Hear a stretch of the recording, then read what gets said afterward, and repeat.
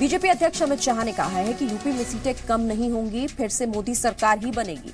अमित शाह ने कांग्रेस अध्यक्ष राहुल गांधी का नाम लेकर कहा कि जो खुद जमानत पर घूम रहे हैं वो भ्रष्टाचार के आरोप लगा रहे हैं।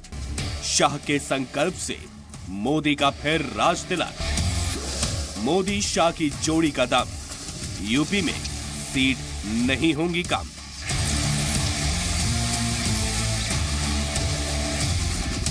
बीजेपी के महाकुंभ से 2019 में फिर मोदी सरकार। 2019 की राजनीतिक लड़ाई का नगाड़ा बज चुका है, सियासी तलवारें खिंच चुकी हैं।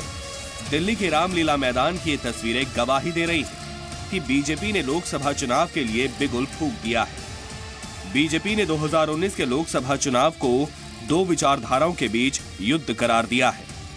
दिल्ली के रामलीला मैदान में पार्टी के राष्ट्रीय अधिवेशन में बीजेपी अध्यक्ष अमित शाह ने लोकसभा चुनाव की तुलना पानीपत के तीसरे युद्ध से की। अमित शाह ने कहा कि 2019 की चुनावी लड़ाई देश पर सदियों तक असर छोड़ेगी और मोदी फिर प्रधानमंत्री बनकर आएंगे। पानीपत की तीसरी लड़ाई में अब्दाली और सदाशिव भाऊ के बीच में लड़ाई हुई।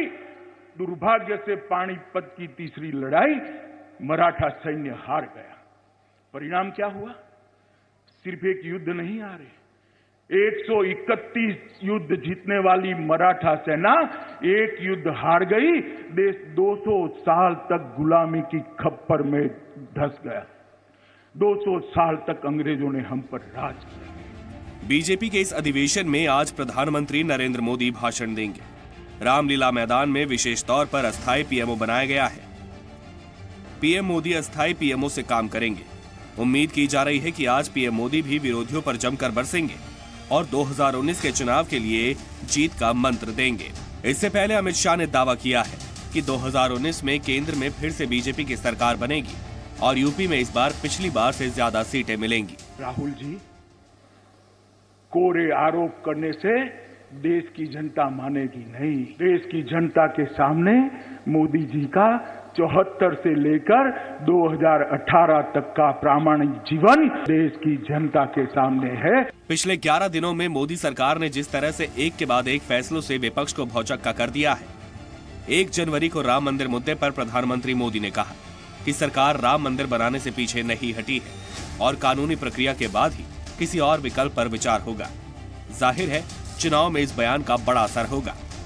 8 जनवरी को लोकसभा में नागरिकता संशोधन विधेयक पास हो चुका है। इस बिल के मुताबिक अफगानिस्तान, बांग्लादेश, पाकिस्तान के गैर मुस्लिम समुदाय को भारतीय नागरिकता मिल सकेगी। 8 जनवरी को ही केंद्र सरकार आर्थिक आधार पर सवर्णों को 10% आरक्षण देने वाला बिल लोकसभा में पास कर चुकी है।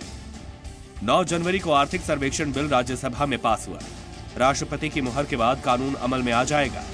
इस बिल से देश के करीब 85 से 90% स्वर्ण आरक्षण के दायरे में आ जाएंगे। 2019 के रण की सियासी लड़ाई को क्या पीएम मोदी फिर से एक तरफा बनाने जा रहे हैं? 2019 के रण की सियासी लड़ाई को क्या पीएम मोदी फिर से एक तरफा बनाने जा रहे हैं? रविंद्र कुमार के साथ ब्यूरो रिपोर्ट, जी मीडिया। आर्थिक आरक्षण बिल पर संसद में चर्चा के दौरान आपने एक शब्द सुना होगा, स्लॉग ओवर में सरकार के चौके छक्के। आपको बताते हैं कि मोदी सरकार ने देश के अलग अलग तबकों के लिए कैसे सुपर सिक्सर किया है। जो कहा था, मोदी सरकार ने आर्थिक रूप से कमजोर लोगों को 10% आरक्षण दिया, जिससे देश की 31% आबादी को फायदा होगा।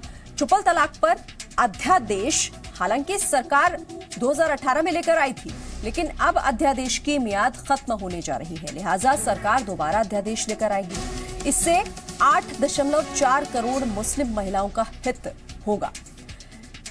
SC/ST एक्ट संशोधन बिल सरकार ने पास कराया, जिससे देश में 24% दलित पिछड़ों को फायदा पहुंचेगा। साल के पहले ही दिन राम मंदिर पर प्रधानमंत्री का बयान आया, जिससे 107 करोड़ हिंदुओं को साफ संदेश गया। GST पर व्यापारियों को एक बड़ी राहत इस दौरान दी गई। 40 लाख से कम टर्नओवर पर रजिस्ट्रेशन से छूट दी गई है और प्रधानमंत्री आरोग्य योजना के तहत 50 करोड़ लोगों को 5 लाख तक मुफ्त इलाज भी मिलेगा।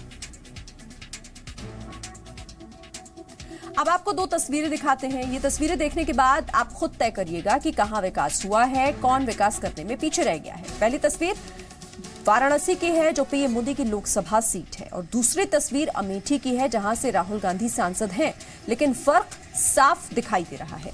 वाराणसी की तस्वीर को पीएम मोदी ने बदलने का काम किया है, जबकि अमेठी में आज भी बहुत कुछ किए जाने की जरूरत बाकी है।